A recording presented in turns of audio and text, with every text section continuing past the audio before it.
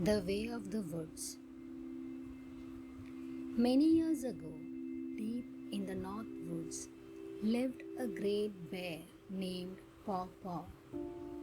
He was the strongest and bravest bear alive and respected by all the forest creatures. One day, all the animals gathered together to discuss some changes in the woods. A new animal that walked on two legs and was covered in strange fur was making its home nearby. They needed a leader and could think of no one better than Paw Paw. They all marched to Paw Paw's cave and asked if he would be the king of the forest. Paw Paw was thrilled, and even though he didn't know what being a king was all about, he gladly accepted. Paw Paw then said, I will need some helpers, and I want Crowley Crow and Willard Weasel to be my advisors. Well, Crowley and Willard are honored and both agreed to work with King Paw Paw. One day, Slither the snake visited King Paw Paw and told him of a strange animal he saw close by. Paw Paw asked, Where did you see this animal? Slither replied, It lives with a strange two-legged creature at the edge of our woods. Paw Paw thought for a moment and said, Willard and Crowley, go to the edge of the woods and see what this animal is. Within moments, his two helpers were on their way. Some time later, Willard and Crowley returned and excitedly told King Paw Paw that there was indeed a strange animal at the edge of the woods. It was small, maybe the size of Bobby Beaver, and it had a strange barking voice instead of a yelp or a howl. All three sat for a long time thinking about this strange newcomer that lived so close to their woods. Finally, King Paw Paw said, We must go and meet this animal. All three got up and left King Paw Paw's cave.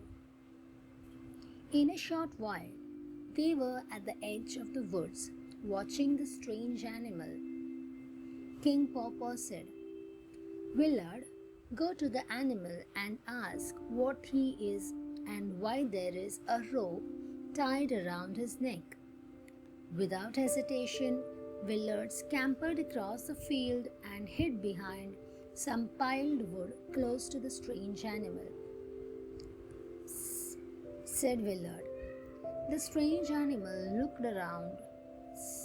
I am over here behind the wood pile, Willard said in a louder voice. The strange animal stretched the rope as far as it would go, but not being able to see who was speaking, said, Please come out so that I can see you. My master isn't around. Willard came out slowly from behind the woodpile and cautiously approached the strange animal. What type of an animal are you? Asked Willard. I am a dog, and my name is Dillard, he replied. And what are you? He then asked. Me? I am Willard the Weasel, representing King Paw Paw, ruler of the forest.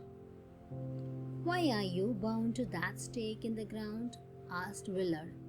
My master keeps me tied so I cannot go into the woods, replied Dillard. No animal should be tied, Willard shouted. I shall bite through the rope to set you free. You can then come into the woods and live with me. In one mighty bite, Willard set Dillard free. Then the two of them ran across the field and into the woods. After Willard introduced Dillard to King Paw Paw and Crowley, they all left.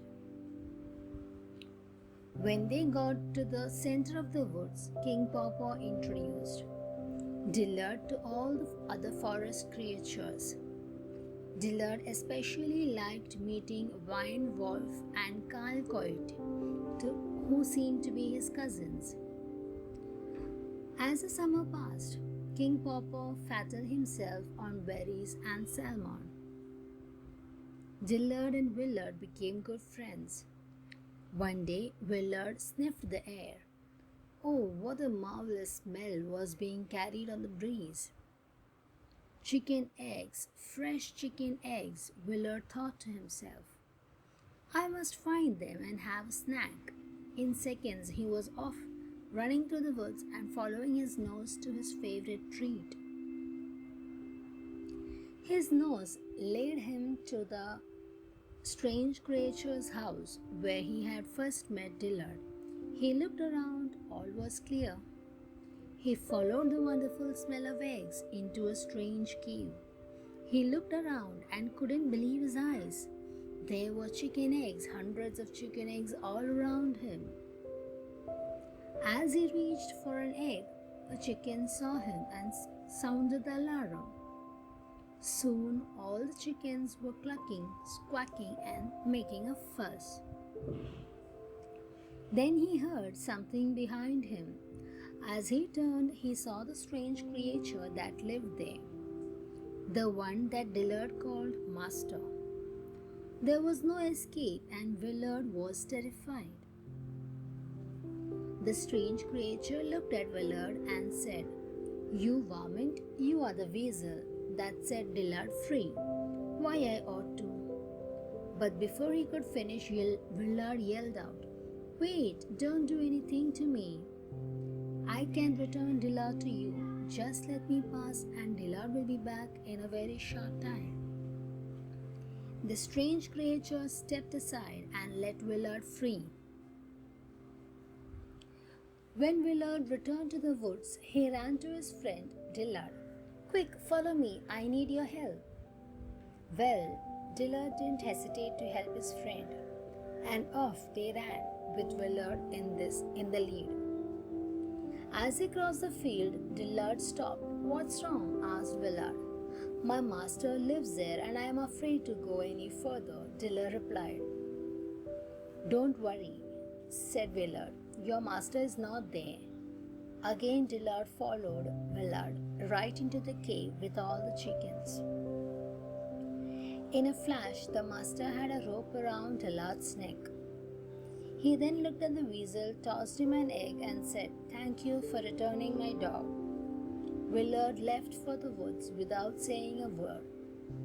Dillard remained with the farmer, making sure no weasel or any other varmint ever bothered his livestock. Thank you.